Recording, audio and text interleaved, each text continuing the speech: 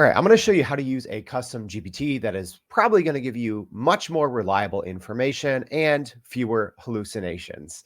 All right, if you're new here, let me tell you what this is. My name is Jordan Wilson. I'm the host of Everyday AI. We're a daily live stream podcast, free daily newsletter helping everyday people learn and leverage generative AI. So let's learn and leverage some generative AI.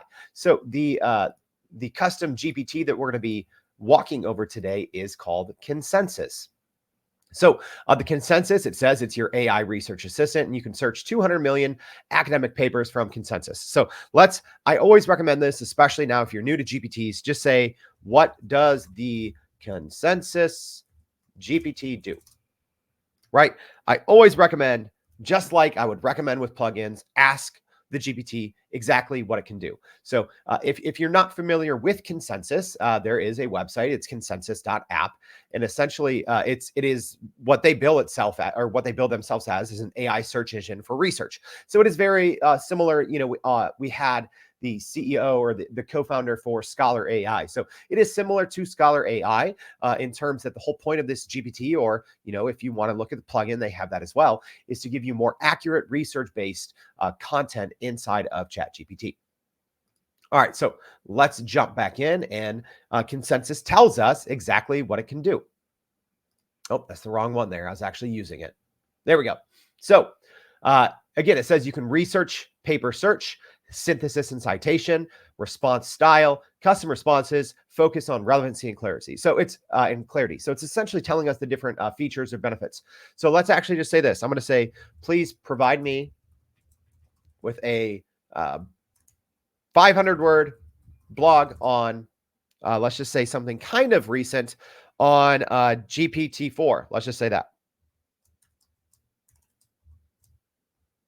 So we're going to see, without even asking it to provide citations, if it's going to, which it actually should. So this is a GPT that I think is going to be very useful, especially whether you're writing blog posts or you're, trying to learn something as well. I love using GPTs just to learn, right? So you'll see right here, it says talk to the Consensus GPT app. And you can see right here, it looked for GPT-4 features and advancements, and it's saying the minimum year 2023. So you can always click on this down arrow to see exactly how it's using the app or the GPT. But in this case, all it's really doing is it's literally taking this, and it's the same thing as if it was using the website. So you'll see here, it just wrote a, roughly 500-page blog post. One thing with ChatGPT, y'all, if you didn't know, it's not good at counting in general. So if you say, hey, give me a 100-word this or a 1,000-word this, it's not going to be accurate. So I don't think this is going to be exactly 500 words, but that's not the point. But the point is, it is writing a blog on GPT-4. Not only that, it is citing each of these. So let's go ahead and click this and open it.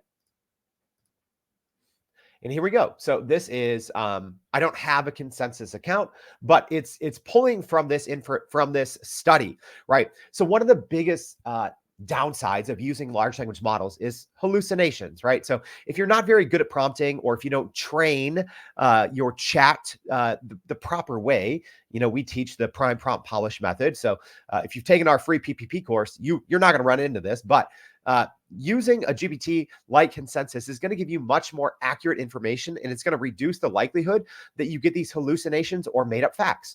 Because in this case, as we can see from this chat, it is in writing this, it is also sourcing and citing all of these different scientific studies that came from inside the Consensus app. All right, so that is very quick overview of this GPT.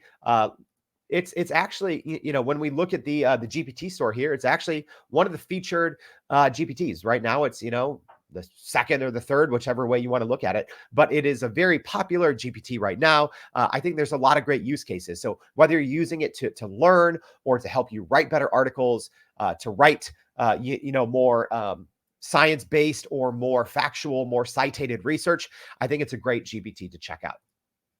All right, if this was helpful, I hope it was. Please subscribe to this channel, but also please go to youreverydayai.com, sign up for that free daily newsletter, and we'll see you back soon for another AI in 5. Thanks, y'all.